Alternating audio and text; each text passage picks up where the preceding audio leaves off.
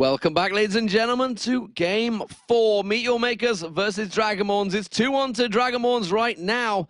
But before we get in towards this next match, let's look at the voting, of course. lolesports.com, that's where you can get over there. And let's check out who do you guys think will win so far. Not much has changed, I can tell you. Right now, Meet Your Makers still holding the lead with 64% of the vote to 36% of the vote coming from the Dragonborns.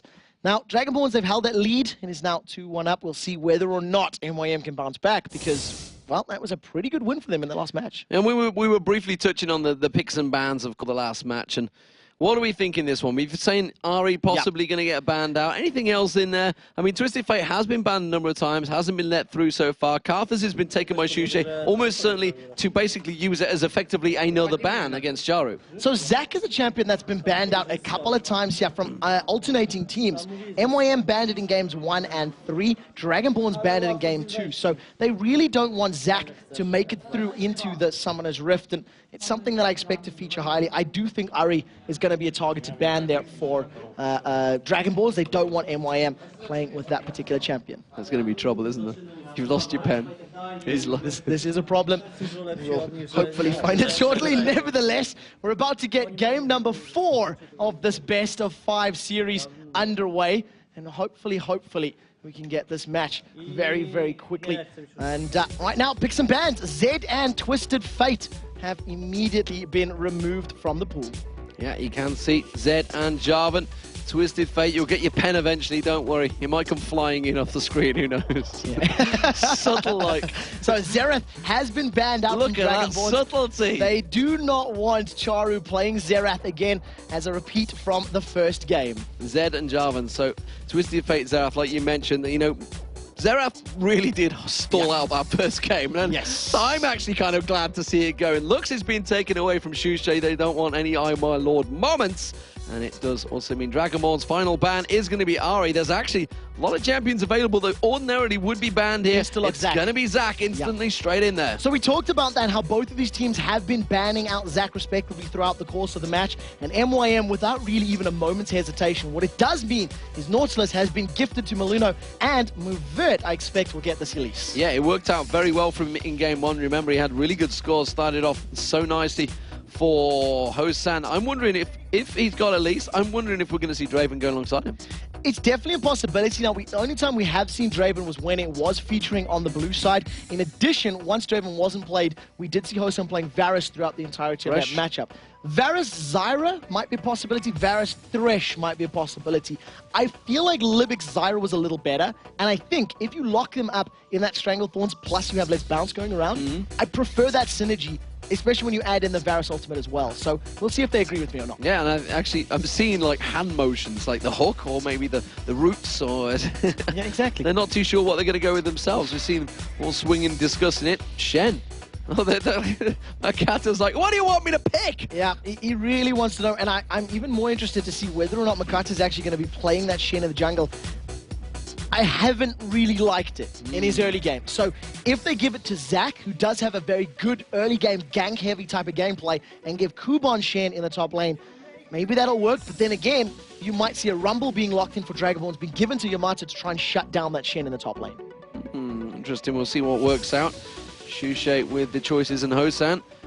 Of course, won't be their lane. We'll see which ones they do go with. Maybe he will go with an AP champion, who knows? We're seeing Muvert discussing it with his team. So they're talking a lot. Now remember, Kha'Zix is opening. Kha'Zix is a champion we haven't seen much of this weekend. A few times we have. He has done relatively well.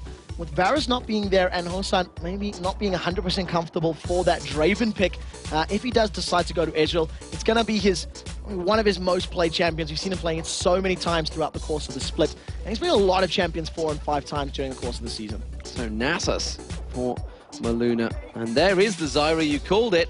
And there is straight away Orianna for Sharu. So I really, really like this composition. In terms of everything that it can do, if Libic lands half of the Stranglethorns that he was landing in the previous game, and whoever gets Zac is bouncing around, that is a scary combo before we add into the effect, the command shockwaves. That is going to be a lane Nasus. Keep that in mind. So it'll most likely be a Yamato Cannon with Nasus in the top lane, and you can see that with Ghost and Teleport being selected. And there's Shushay's Gragas again. You know, we talked about Makata's Shen, saying it wasn't great early stages, but Yeah. those flash taunts were fantastic. Exactly. Now, that's the thing about the setup, that his mid to late game was very good. His Stand United's arguably late in game 1, much better in game 2. Yes. And in game 2, those flash taunts were game-changing. They actually could have set them up to win games. I just fear for Kubon in the early lane, in the early game right now, because now he's going to be coming up against the Nasus, or they might go for a lane swap, which is a definite possibility. We've seen that with Zyra in the previous game. But if they're going to go straight up head-to-head, Zach should probably win against Nasus. Wither's not going to affect him as much. He doesn't rely on auto attacks, and he can simply just hop on you with a slingshot. Well, the game is going to start in 10 minutes' time. Overall, what do we think of the two-team comps here? We've seen Dragonborn's going with a fairly standard-ish comp for them. As I say that, it's not overly standard. They have got Nasus this time around for Maluna, and of course Gragas in there once again, but I like Meet Your Makers comps here. So the one thing that I definitely like about Meet Your Makers is the synergy between all of their ultimates and just how well they're going to pile on top of one another. And you see, ooh, a little wink there. It was kind of like a double. It was like almost a blink to the wing. I'm not too sure. It was a delayed blink. It was left and right. Kind of, to be fair, Froggen did the same thing. He wasn't quite sure whether he wanted to blink or wink, and ended up sort of like half doing both and screwing up his face. Well, compare the facial expressions of MYM in comparison to that of Dragonborns. Smiles and happy faces from MYM, and stern looks of focus from the Dragonborns. I really like their new golf shirts, by the way. It's something that I think more pro teams should be doing. I always prefer the look of that to a normal t-shirt. Right now, like you said, the composition of MYM, teamwork and synergy of the ultimates will work very well, but they are somewhat of a press R comp. If they don't have R to press, their power level will drop below 9,000. Libic on the end here.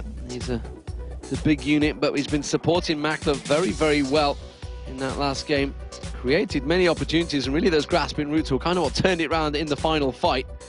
Dragonborns, how are they going to cope with their first loss in the series? Will the momentum swing be enough for Meet Your Makers to carry on through? Or will it be Dragonborns that do take the final match up here? Well, I say final matchup. It would be the final match if they take it. They win it. But of course, we could have a fifth if Meet Your Makers get in. We're going live into the game, ladies and gentlemen. It is going to be the blue team of Meet Your Makers and Dragonborns on the red side. So right now, as soon as we see the teams setting up in terms of level 1 power, I think that both of the teams both have pros and cons, and the fact that Libic will be starting with those grasping roots means you don't really want to invade on a team that has that ability, can lock up your entirety of your squad and just pick you off one by one. So instead, both teams having a very defensive start, both going for those human ward positions that we have seen all so often this weekend long. Zach. And really, yeah, like you say, a human ward pretty much across the board. Tribush covered off. There may be actually engagement in the Tribush. Mover may well go in with the cocoon to start with. Instead, he puts that ward down. Oh, is he going to get taken down? He can get quite the reset there. Obviously have the skill and quite the time, the attack speed. Yamada Cannon trying to do the same thing as well, leveling up his Q to start with. Interestingly, seeing both Makler and Libic actually not even positioned to try and engage there. Hosan and Mover were moving forward, and they were backing away. You know, as they seen them approaching, they immediately step back. Now, fair enough, they weren't 100% certain that the entire Dragonborns team wasn't behind them, but nevertheless, playing defensive, playing slow. Siphoning Strike. Siphoning Strike is the cue for Nasus. That's it. Yes. Yeah. Good. With testing my memory here. Nice. Exactly. It's great to have just preface that with a bit of an explanation next time. It's good to have Wikipedia alongside me there to just help me out. Don't start that, Shane. I'm not that good. But, right now, I've seen your secrets. You cheat. Hosan and Movet are obviously starting with that Wolf Cam to counterbalance the fact that Makler and Libic will be taking the double golems. And I'm definitely interested to see Kubon Zach. It is a champion that has been banned out in all 3 previous games. Will it be the secret weapon that MYM need to win the game? Dragonborns have been doing this a number of times here, taking down those two little golems alongside it, or whatever the class does, the little fire-breathing things. I'm not even sure what they're many blue elder lizards. I don't think they're probably got a name in the lore somewhere. We should know this. Someone from Riot, please. Oh, Riot, please. You should know this. So someone will find the text right now. Look at the damage onto Makler and Libic already after starting those double golems and from neurotoxins coming out of Mouvert and a lot of mystic shots. I mean, it's just catch the skill shot day for MYM. And the pink ward being put down by Mouvert to make control of that bush, and instantly he's just landing shot after shot here, and the cocoons from Mouvert puts the pressure completely on Meet Your Makers. And you talked about it earlier on in the analysis desk, the fact that they've worn out that lane every time, and they're doing it again. They're just completely zoning them out. Yeah, we'll see how well this works. Don't forget that Hosan has gone for a red pot start, so Fortitude Elixir has been picked up.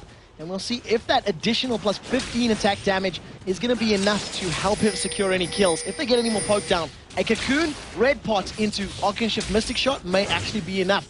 They've managed to dodge both of those, so Makla maybe not a little bit more on point in terms of avoiding that damage. The poke back and forward continues. Libic does get the grasping roots on Move, and they do get damage, good damage on towards Hosan, in fact, there. And now that's going to cause him a problem. That's going to be Meteor Makers trying to bully out this lane a little bit more. The one thing I would have liked to have seen from Makla is trying to land an ability after that. So popping those 3 Blighted Quiver stacks and really just dealing that percentage HP damage.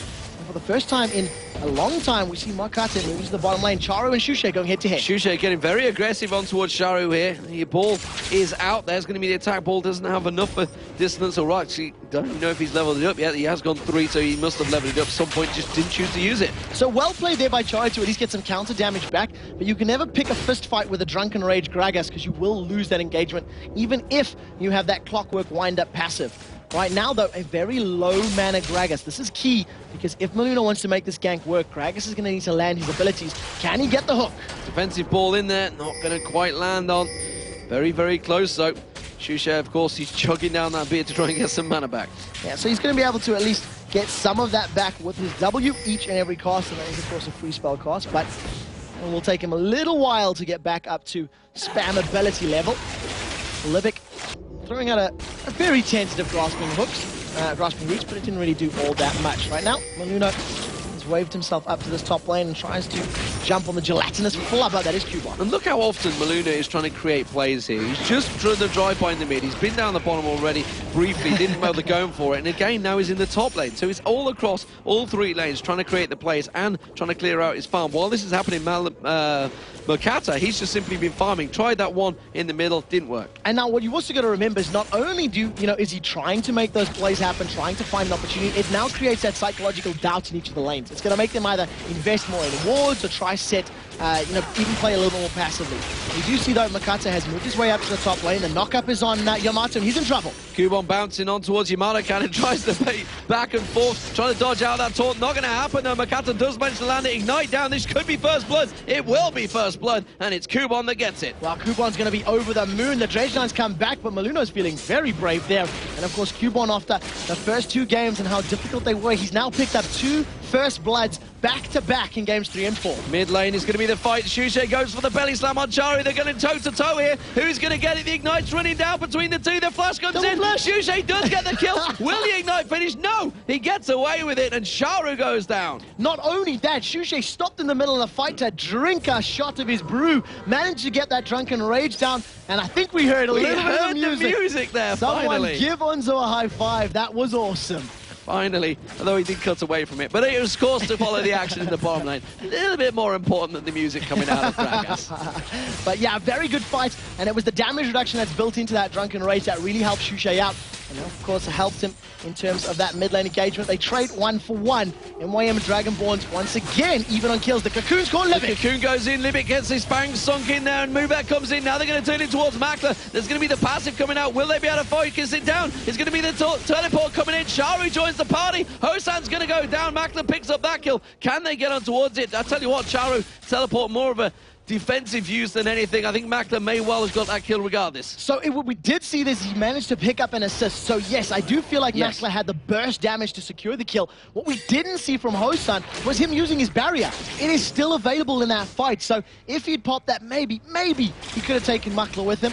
Nevertheless, 2 for 2. You see play for play being made. And these top laners, this is going to be a fairly boring fight. Nasus is going to be able to just pop that ultimate of his very soon and run away. And I don't feel like Cubon Zac will be able to burst him down without any ability power. Well, what we are going to see with Yamato Cannon on that top lane Nasus is he's just going to be building that Siphon strike up, so hopefully the camera guy will keep a look on that over the period of time to see how much it does build up, because that's one of the key abilities that Nasus has. He's away in that farm in the top lane for so long in the game, and honestly it's actually something that, you know, is a danger, because Yamato Cannon does sit and farm away in the lane, and he's going to be quite happily building that up. You can see he's landing that Siphoning Strike every time. He's going to try and land it on the Siege minion once he gets taken down low. Plus 75 already.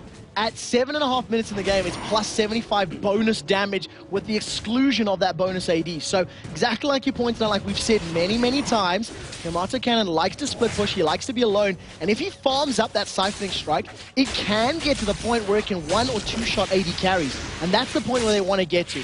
Run into Varus, throw the Wither down, smack him in the head with that siphoning strike, and drop him in one clean sweep. A bit like it's hot. Shushade's going to clear out the blue buff with the help of Maluna. Takes a quick swig, and he is going to take the blue. So blue looks like it's not going to get contested by anyone. I wasn't sure whether that was where Sharu was running to. Hasn't got the blue buff of his own, I don't think. Yes, he must have passed by it already by now. So I feel like this is very important for Shushade because his opening minutes of the game with Tragus, as well as his previous performance, shows that, to be very honest, he's not the greatest at mana management. He likes to spam his abilities, he likes to play very aggressively, uses it to farm, uses it to poke, and obviously having that sort of infinite regen is always going to play into his favor. So we'll see how well he can make use of it, whether or not he's going to get those explosive casts, bounces in the right direction, like we've seen from game number 1. 9 minutes gone, and just 200 gold separating them, 1-1 in kills. The 2 kills that did come in, Kubon taking down that top lane with the help of Makato. And of course, the other kill was in the mid lane for Shushade, going head-to-head with Sharu. So, at the moment we see Kubon, he's building what looks to be a Warmog's armor. We'll see what it does eventually get upgraded to, and just trading damage back and forth, and Kubon just picks up one of his blobs, gets some of the HP back, and pretty much not afraid of anything right now. And Siphon strikes every time he goes in towards that siege minion as well. He's going to be building it up more and more. Shushade throwing out the barrels to Sharu, and he just chew on that one. Let's have a look at the AD carries. They've not been really a lot happening in this lane. It's been pretty much a kill lane, effectively. The fact that they has got Zyra and Elise in there, but not a great deal of kills happening. So I'd like to see how Hosan decides to itemize. He's got 2 long swords picked up, which means that could be going for a Bilgewater Cutlass, although you would expect the Vamp Scepter in that case. If it's 2 long swords, it's probably going to be that Spirit of the Elder Lizard, that kiting blue buff build, or kiting blue build that we do tend to see out of Ezreal's. It's pretty much become now the standard, if I can go that far. That's the standard Ezreal build now. Yeah. It's almost certainly, it's here in the LCS and I believe across the Asian scene as well. We'll see whether or not he does actually build that up. It does give him a nice early game power spike, and of course it doesn't necessarily scale all that well into late game, but with his team composition, the kiting and the damage, that you want to buy time for Nasus to get more siphoning strikes off. That's pretty much the goal of farming up an on-hit Nasus. And all of that, Iceborne Gauntlet kiting power will work into his favor. We may even see one of those items being picked up by Nasus, actually. It synergizes quite well with his entire kit. Interesting route from Makato there. I think he realized that there was a ward there.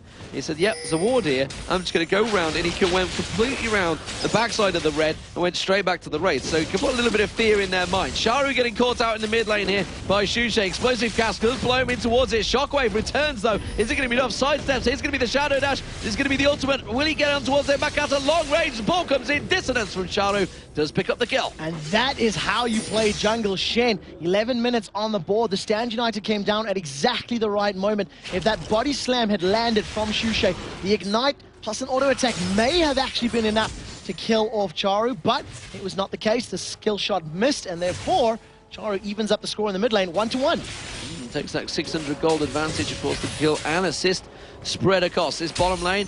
88 CS actually advantage to Makta right now over Hosan. Hosan not really being as aggressive as we're used to seeing on Ezreal, of course, against the Varus. That's no surprise there, because there's hail of arrows. They can poke you down something severe from long range. Yeah, really very painful. What we do see is one of the first item pickups for Yamato Cannon. He's gone for that Spirit Visage, so remember that Nasus's passive is that lifesteal, so he'll be increasing that particular ability and all of the regen there from that Philosopher's Stone as well. So really good itemization. Meanwhile, Yamato Cannon continues to farm in that top lane. Spirit Visage being picked up by him along with that Philostone he had much earlier on. He does put that ward down in the river. Kubon, meanwhile, he's got himself the Sunfire Cape and now actually got himself a Regrowth Pendant, possibly going for a Warmogs. Yeah, that's what I thought for the very first pickup, because he had there's Libic's caught. Libic caught out by Maluna here, and he's going to have to use his ultimate to try and catch out from it. There's going to be True Shot Barrage from Hoshan. Beautifully lined up. And Maluna picks up the assist. So Maluna pretty much just 1v1 Libic, and it was the last hit of damage from Hosan that secured the kill. Flash wasn't even used from Libic. He realized how much trouble he was in that particular setup. That's Kuban picking up that rejuve bead. I'd like to see what it does upgrade into, because initially I thought it was going to be a Warmogs with a Giant's Belt. Instead, he's decided Armor is going to be a little bit more important to try and deal with Nasus and make sure he can maintain this laning phase for a little longer. Right now, there's a party in the top lane. Kuban's the one that they want to dance with. Yeah, I'm not too sure whether Makata's invited, but he was coming up there. Sharu does take the blue buff, and he's clearing out that lane again. We do see Gragas heading south here, so they may well try and set up a kill, but Ping's coming down. Shuche realizes, oh wait, they're not even in the lane. So once again, tense start to this matchup, and however, for the first time in the entire series, Dragonborns have not been the ones to get off to an early lead and an early advantage. That Elder Lizard Spirit item has been picked up by Hosan, so he will be returning back to lane with that, regen as well as that damage over time dot that the item does grant you. Shuche and Sharu actually very even in that mid lane. They've got a killer piece on one another now. Makatu clearing out, looking around towards that dragon and actually going aggressive. He's heading in towards the red buff. He's going to go for his own red buff. I thought he was going to go for dragon though, but it's like he went down there and then it was just like, no. It did look like he was trying to set up for something, but at the end of the day decided not too sure to why he'd take that route. Yeah, just going through it. I think it may have just been, scouting it out, making sure that at 12 minutes on the clock. Did he get the steal? Did he not? It did look like it. He got the steal. Wow, Hosan with the steal. Simply with that wall, he's got no vision on it. He just knew that Makato had gone towards that area. So fantastic play from Hosan. What he did see, because of the route that Makate took, he shadow dashed over the wall, and Hosan's like, oh, he's taking red. It takes 27.211 seconds to take red with a Shen at this level. Therefore, I'll time my True Shot barrage. What great game sense and what great play there from him. Beautiful, beautiful stuff. So, top lane, Yamato Cannon continuing in the farm, and he's against Kuban's Zac. How are these two champions going to fare when the team fights happen? Will Yamato Cannon even be involved in those team fights? If they do happen, you bet your life Kuban will be. Wow, 110 plus 108 base plus 210 physical damage. That is a very big hit. If I do my math correctly, that's 430 odd damage per siphoning strike right now. So Yamato Cannon is going to be very scary. You asked how they're going to do in team fights. Simply put, Kuban's going to do better. And the reason for that is simple. AoE, percentage health splash damage, plus let's bounce, that will be hitting there. Now, Nasus has similar with his ultimate on, but he needs to be in a little bit of a riskier position as he needs to run through everything. You could discount that and say Makta's not going to be in the fight because, True Shot is True Shot Shockwave goes in, Explosive Gas blows him in towards the turret, but of course, Shuche realizes there is going to be Makata available. There's going to be the True Shot Barrage. That's going to whiff past, straight past. Not going to allow move. That goes aggressive. And Chain Shot Barrage going to go through. No, he gets taunted. Hosan's going to get taken down on the turret. Can he take him with him? No. Well, Stand United was used by Makata. It wasn't really required. Nevertheless, the barrier saved him. And now Move might get covered on. Makata, after not figuring out how to play Shen in games 1 and 2, all of a sudden comes out of nowhere in game 4, playing so phenomenally well. Landing taunt after taunt. He may have wasted that Stand United at the end, but managed to get an assist. And again, 0-0-3. He's helping his lanes win. Apologies if some gibberish is coming out, ladies and gentlemen, during this play-by-play. I've no idea what I'm saying anymore sometimes, honestly. We've been on air for a little over, nearly coming up to 14 hours, I think it may well be right now.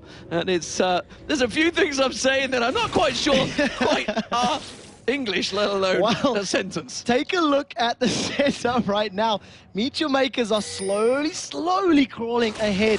Maluno trying to set up a kill with that is down on Kuban, and he's caught out. He's going to launch himself away. Wither will slow him down enough. They've managed to hook him back in. Let's Bounce comes out. Is that going to keep him away? He's going to get bounced one more time. It's not the bounce he wants. Shuche does take down Sharu, though, between turrets. Now, that is very, very important. The last time we've seen Shuche and Gragas, he wasn't quite able to take down Sharu on Jace, but Dragonborns will pick up the dragon, and this is something they have done so incredibly well over the course of the 4 games. Whenever something happens in the top lane, they respond so quickly and go and do that team kill on the dragon. And there is going to be the first tower of the game going down. Dragonborns pick that one up, and the goal difference is just 400 between the two teams still. still a very tight match. All of these matches have been close, if truth be told. And this time again, it is Kubon keeping within reach of Yamato Cannon. Last time that happened, it was Meteor Makers that took the game. Can the Dragonborns force the pressure? They're ready and waiting for this blue buff. They're going to be able to get it in. Makata's about to walk straight round and face checking towards them. All right, well, we'll see how well this does play out for them. And blue buff will be up shortly. And in terms of the Dragon, I believe MYM actually picked up that last one, is what analyst SJC is telling us. Right now, Cubons ran into two, and here's Gragas. And he's going to get caught out, but not really going to follow through. Charu was there, ready and waiting. Shusha didn't even pop his ultimate. No. Wasn't even convinced they could pick that kill up, so decided not to do that one at the end. And yeah, he had it available. Just decided didn't want to play with the blob. Didn't want to play with a blob. Who does? Who wants to play with a blob like that? Especially when he's big and green. Nobody wants a big greenie. So, blue buff has spawned, and it does look like Maluno wants to steal this one again. Steal this one away. He sets up, and he just solos it completely. Charu was terrified. Charu simply couldn't get involved. He didn't even walk up there. Well, Dragonborns right now still looking very, very tight between these two. 2-1, of course. Dragonborns, Meteor Makers took a great third game. Can they do the same in game 4? The fact that Kubon has been allowed, or whether it's simply a case of he's starting to perform a lot better now. Yamato Cannon, though, he's building that siphoning strike more and more, and he's going to become a beast when those team fights happen. Yeah, take a look at this. He's managed to actually now start to force Kubon out of lane. Even with that Kindle Gem, as well as all the armor from the Sunfire Cape, the damage that is coming down from Yamato Cannon with those repeated strikes is just, it's going to be too much to handle. So we'll have to see how Makata decides to help out this top lane, because it'll take a lot to take Nasus down. Yeah, it will do. 19 minutes into this game. Only 4 kills apiece so far. Gold still tight between these two. Looking at the items, though, let's have a look between those 80 carries. We talked about this. This is the kind of the standard Ezreal build now. But Makler, meanwhile, he went for that Blade of the Rune King. So Blade of the Rune King immediately picked up Varus. That's pretty much a standard item pickup. We tend to see it transition into an Infinity Edge next, maybe even a Last Whisper. It does depend on the player and how much gold they're actually collecting. Right now, though, one of the things that's most impressive about this 4th game is how much more control we're seeing from both teams. Games 1, 2, and 3 was very early aggression, was lots of fighting, and I'm going to go on a limb and say a little bit sloppy in places. Here, it's a lot more calculated. They're not taking the risks that they were in the previous games, and I think Dragonborns realize they don't want to throw a second game in a row, and MYM is saying, well, we don't want to give any advantages to our opponents. We don't, and that's going to move over with that ping wall clearing out that bottom lane. This lane's actually been very tight between them this time around. We've seen Dragonborns taking full advantage over Meteor Makers in the bottom lane previously, but Makler and Libic especially on Zyre, this seems to be the support he should have taken right from the start, because it's worked brilliantly for him. Yeah, I completely agree with you. I don't feel that his Sona in game 1 was all that effective. He got camped and killed fairly often. It's something we see when, with Sonas. They either land game-changing crescendos or they just get camped early and don't really offer that much. There was a pink ward put in this bottom bush, and Maluna's been able to sneak up. He dredge lines a minion and goes, darn it, and walks away. Showed that minion who's boss, though. And it's going to be Makata on towards Shusha. Gets the taunts across. His barrel misses. And now he's going to have to try and belly slam away from this one. So he's going to be able to at least get to space. Levick is going to throw those grasping roots. That doesn't catch anyone, but Makler is. Cocoon lands on Makler. Trisha Barrage comes across. That's going to be Stan United, but he gets popped up by the ultimate. Is it going to be enough? The shockwave comes in. Absolutely melts Mover. Now the teleport comes in from Yamato Cannon. He's going to try and join the party. Is it going to be enough? They're going to drive on towards his bottom turret, but I'm not sure they have it in them. Well, they'll see if they can right now. This is going to be a 4-man Dragonborns trying to push down this tower. Mover got dropped, and Makler was saved thanks to that Stand United. The dredge line misses because of a flash. Forces the flash out, though. Grasping Root comes in, and now Maluna taking a lot of damage there. Yamato Cannon tries to get on him, but they've lost the top turret because of this push on the bottom. But they do manage to pick up the bottom turret, so it ends up being a trade 1-for-1. It's not over yet, as Charu and Makate are about to get caught out. And the barrels coming through from Shusha there do manage to steal away those golems. It's all important. Every little bit of gold counts. You can see both AP mids right now over 200 CS. They're keeping that gold count going. But look at his top lane. Zach is doing work up there in the form of Kubon. So he's taking a playbook out of Hosan's from the previous game, taking that top tower and not stopping, and there's bang in the mid lane. Makatu has to flash away from that one. Shusha's explosive cast came in, and that barrel would have been the death of him. Now he does have Ignite available, so if that secondary barrel had landed, there would have been an Ignite and picked up a kill on Makate, but unfortunately just missing that last barrel. Right now, that is a level 15 Shusha. He's farming incredibly well right now, only 15 CS behind his opponent. and in control. Red buff is up. Will it get taken? Will it get taken? I'm not too sure. It looks like Zach may well have got it. Now can he get away from this one? He's going to have to launch himself. Elastic slingshot over towards the Baron pit. Everybody from Dragonborn's trying to catch on towards him. Instead, he flashes away. Sunfire Cape causes the Baron to put a bit of damage down towards him. But that was 3 members. Ooh, I thought Molona was going to go for that hook there. So a very good flash into the Baron pit to get away. One of the mistakes that Cubon did in that lane is he started to channel that elastic slingshot before the dredge line was used. He sidesteps this dredge line and the taunt misses, but another fight breaks down. Sidesteps the shadow dash, belly slam from Shushay back on towards Makata. Cubon still very low. He's going to get explosive cast. Now the ignite goes down. That's going to get popped. Can he take the passive down or will he reform? Barrow's going to go in there. He's ready to pop him as he reforms. It's not going to be enough. Belly slam. Is he going to come back out of it? Yes, he does. And would you believe it? Charu gets the kill on Shushay before he went down. I cannot believe that the Blobs had enough HP and magic resist to survive that explosive cast, but they did. Zach reforms and he manages to, survive, help his team pick up their 6th kill of the game. Dragon is respawned. MYM position for this one, and they want to take this down. They will take this Dragon down. They're keeping the pressure on. You can see just off the side, True Shot Barrage comes across, but it's going to be Makata that picks it up with the smite. Now they're going to be Shockwave. It catches on towards Maluna and Yamato Cannon. Both getting popped up in the air. Yamato Cannon's getting focused here. Is it going to be enough? You can see the repel actually coming on. Kumon's going to get taken low. Hasn't got his passive available, but he's forced to flash away their move end. And that is going to be, well, Meet Your Makers picking up 3 for 0 and the Dragon. Ladies and gentlemen, MYM are here to play. 8-4 up in kills. Dragon secured 3 kills in total in that last passage of play and a 3,500 gold lead right now. All of a sudden, MYM looking like they want to just stamp an authority on this matchup. Everywhere they go, they are coordinating their plays, and crucially, Charu is saving people time and time again. Our Dragonborn's going to turn in on themselves. No, we're going to see Shushay picking the kill on Makata here. I was about to say, remember there was a worst type phrase right there. I hyped them up that whole time. I hyped up how well they're playing, and simply Makata drinks himself to an early grave. It happens to the best of us, I'm sure. We do see hell of arrows coming out from Makta to keep those waves cleared. 3-0-2 this time for Makta. He's importantly kept himself very much in this game. I worry for the Dragonborns. I worry that the momentum may have swung away from them. Just like he did for the Giants, we saw Alternate come steaming back into this game. Currently, this is heading towards a 2-2 position. Well, we'll see how well it does pan out for them. At the moment, it is only a fairly small gold lead, so one single team fight can pull back in the favor of Dragonborn. True Shot Barrage is justly. That was tight again here. He's absolutely landing those almost perfectly. Have clairvoyance or something? Because his timing on those True Shot Barrages are fantastic. He's throwing them out at such great moments. They came from the base. Yeah, exactly. And that's the point. If you look at the vision, it's just above the red buff. So they would have seen them moving towards it, but they've got no actual vision on the buff itself. So just Hosan just so incredibly good with his timing. He's stolen 1 red buff already, almost picked up a 2nd, and he's decided to go for a Bloodthirster after that Elder Lizard. So a slight deviation on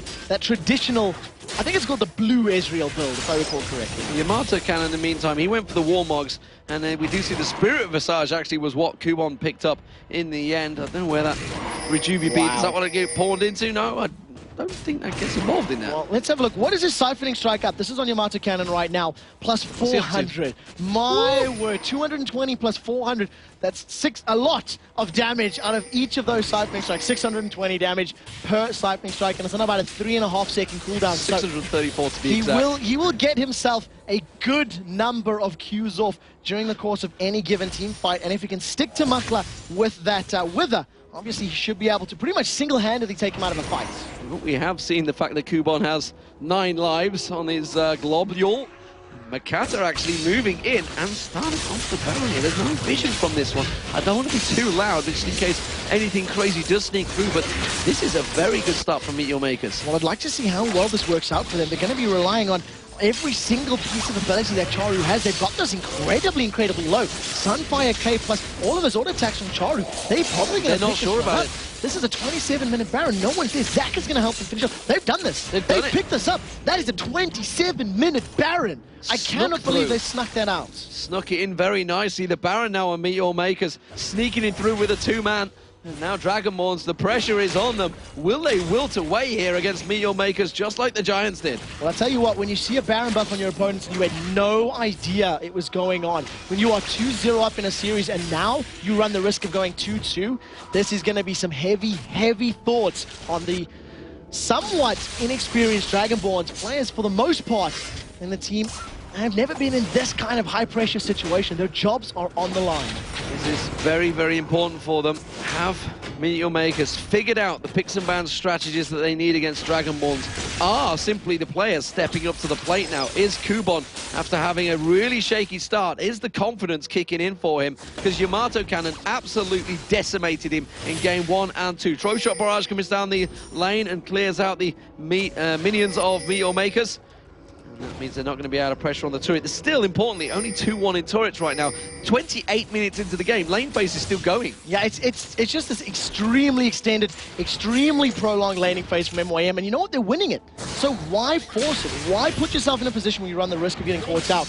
As I say that, Kubon, he's charged up the slingshot. He's jumped in and let's bounce. Leaps across to Hosam, bounces across. Will he get them all? Yes, he does. Bounces on towards Hosam. Oh, Chain of Corruption comes in. Explosive Clash flattens them back on the wall. Kubon still not taken out of this one. Teleport comes in. Charo with the shockwave. Only lands on towards Yamato Cannon, but Living's ultimate, that does manage to pick up some kills. Can they get the finish on towards Yamato Cannon? He's forced out of the fight. Maluno taken very low. Everybody's low, but nobody is dying. Now Dragonborns, they're caught out there. Everybody pressured down. Look at that. They're just going to be Kubon flashing straight in. Picks up a double. Bounces around. Last extinction shot's a double kill being picked up for Makler. They're chasing on. Can they get the ace on Maluno? No. He backs away. It was a 4-for-1 exchange for Meteor Makers. 4-for-1. They got the bottom turret. They're going to take this bottom inner turret, and they might be able to put pressure on the inhibitor turret as well. That team fight was amazing from absolutely everybody. It took forever and a day for them to be able to pick up the kills, but at the end of it all, it was MYM that were left standing. This inhibitor turret's going to go down.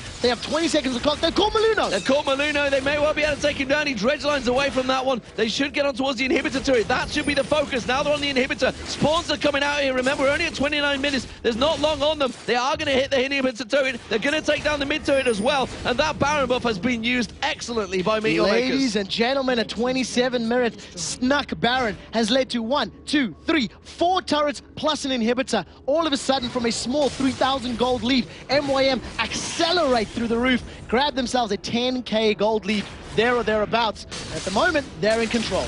Absolutely. It's going to be the Dragon going down as well. And that 10,000 gold lead is now secured. And Meteor Makers are going to go back and purchase themselves a house on the beach. We talked about whether or not Kubon was going to be allowed to join the party or not. And that Let's Bounce, he was in and amongst... He was partying. He was the party animal. And he was in and amongst 3 or 4 members of Dragonborns the entirety of that fight. And he was tanking up a turret. And just with that Spirit Visage as well as Sunfire Cape, he was able to survive for such a prolonged period of time. So really, really great play there from Kubon Zach, and you can see why it has been banned out against him in the previous games. He's just finished a Leandri's Torment and picked himself up a Warden's Mail. So he's got damage and tankiness, and well, Yamato Cannon was kind of kept out of that fight, you know, as soon as he came in, despite the fact he's got that Glacial Shroud, the Warmogs and the Spirit Visage, he just sort of came in and then went straight back out again because the shockwave damage from Sharu, everything focused on towards him. He walked in and then just walked straight out of the fight again. So we talked about, you know, in terms of the composition, how well I like the Zyra pick for the Zac, the Orion, the Varus, and how well they synergize. Not only that, it counters Nasus because you can't run through a grasping root.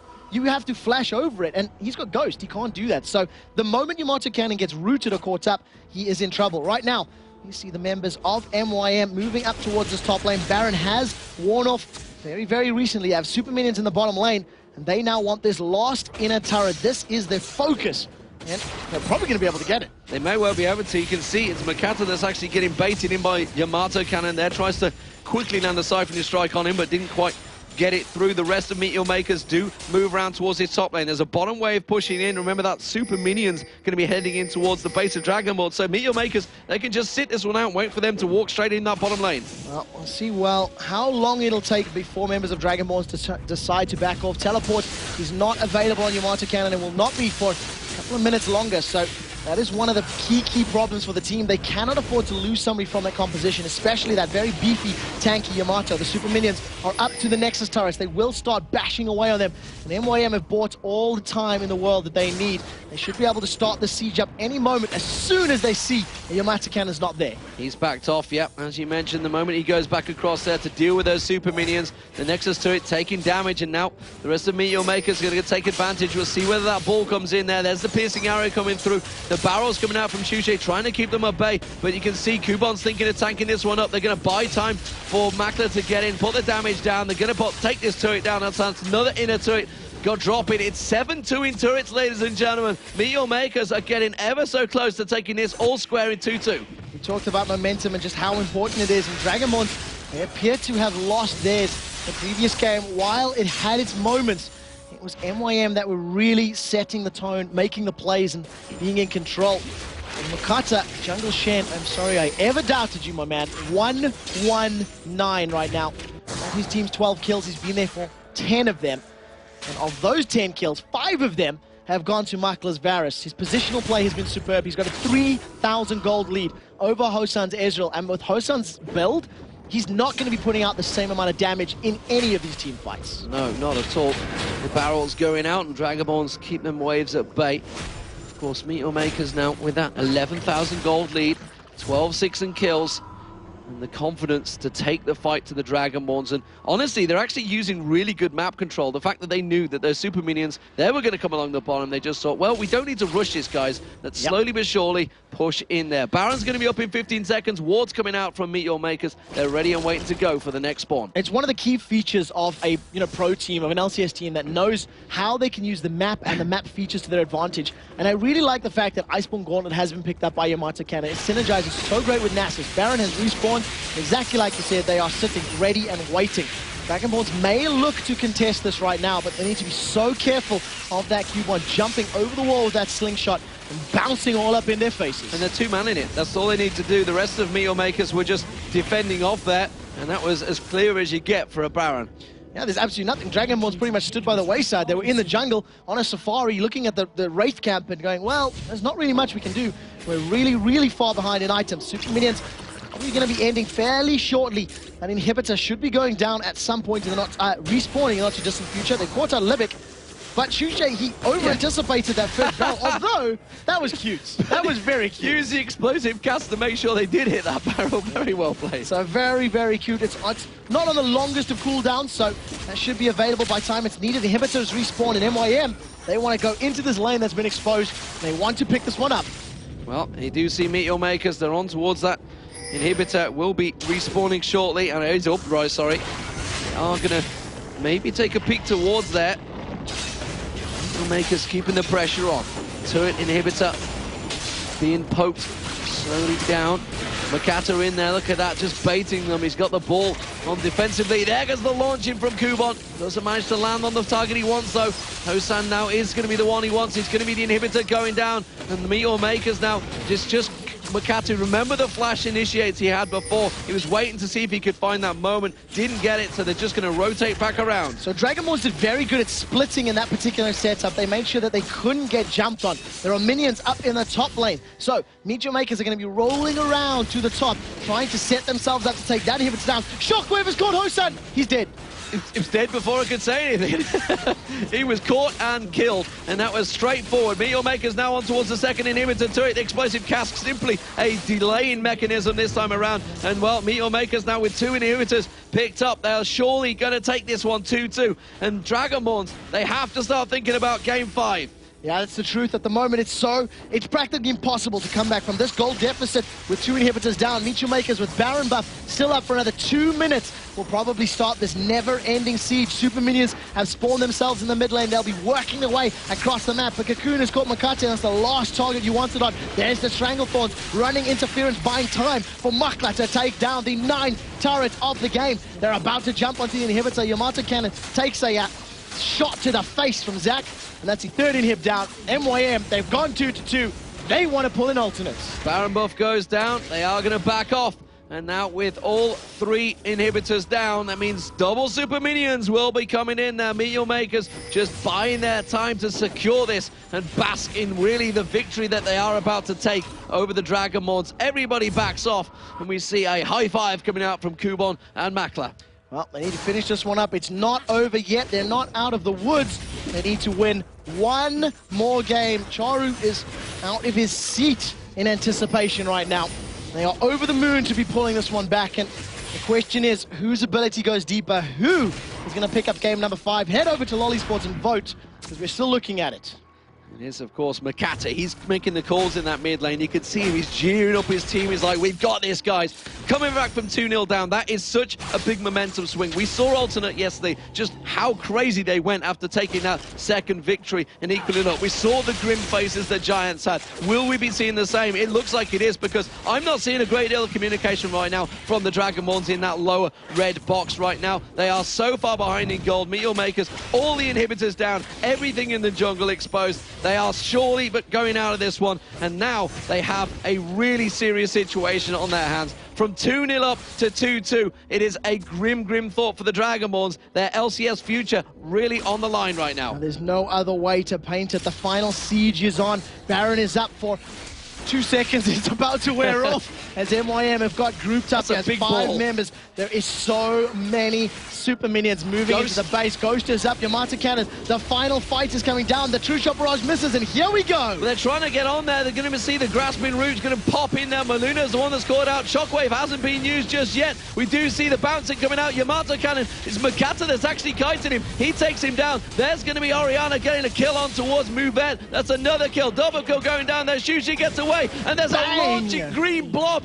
in your backside. He goes down. Hosan has to try and get away from this one. The Nexus turrets will be dropping down, and Meet Your Makers take game 4. We are going to a 5th game, ladies and gentlemen. The final match of the day will be the final match to decide who will be in the LCS. Meet Your Makers or Dragonborns. It is 1 spot remaining, 1 game remaining. We're roughly 1 hour away from finding out who the final team for the summer split of the League of Legends Championship Series will be. And MYM, they are looking hell of a relieved after that last victory.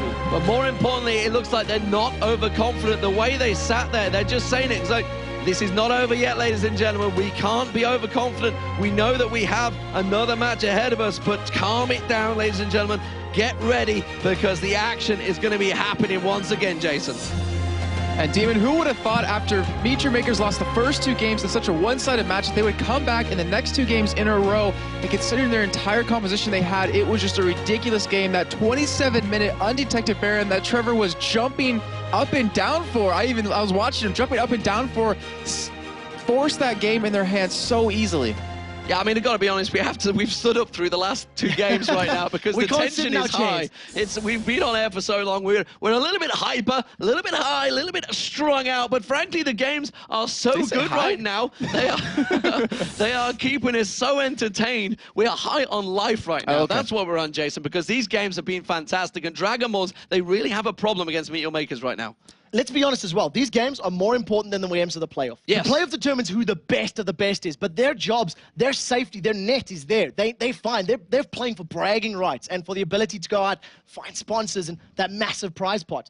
This game determines jobs, determines futures for the players. And MYM, they just showed how deep their reserve goes, because they bounced back. And speaking of games, we got to talk about that one in particular just from the beginning, because, you know, Trevor, you expressed your love of the Zyra pick, and I was looking at the compositions, I'm like, wow.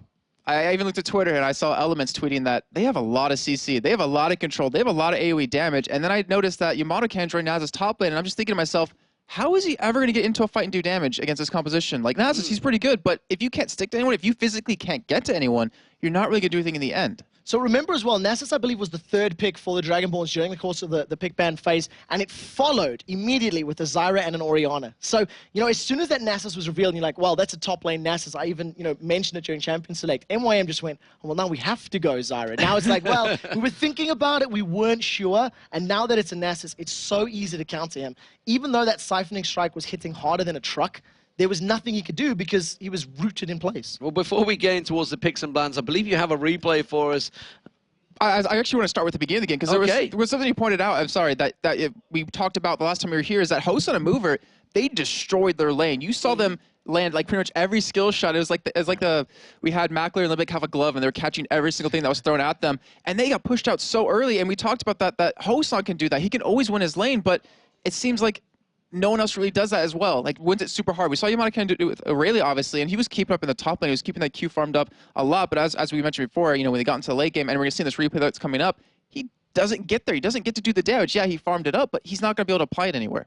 Well, show us the replay. Okay, let's replay then. Okay, so you build it up. Talk about it, man. Show us what you got. All right, so we had the Baron that was undetected 27 minutes, and this is the big fight that follows up right after about 28 minutes in. It's 8-5. The goal lead's about 7,000 if I can do math right now in favor of Meet Your Makers, but okay, I have to say this right now, a disclaimer that this replay isn't about the skill of Meet Your Makers, it's just about their decision making leading up to this point. And you're going to see why, because this was one of the sloppiest team fights I've honestly seen in a long time.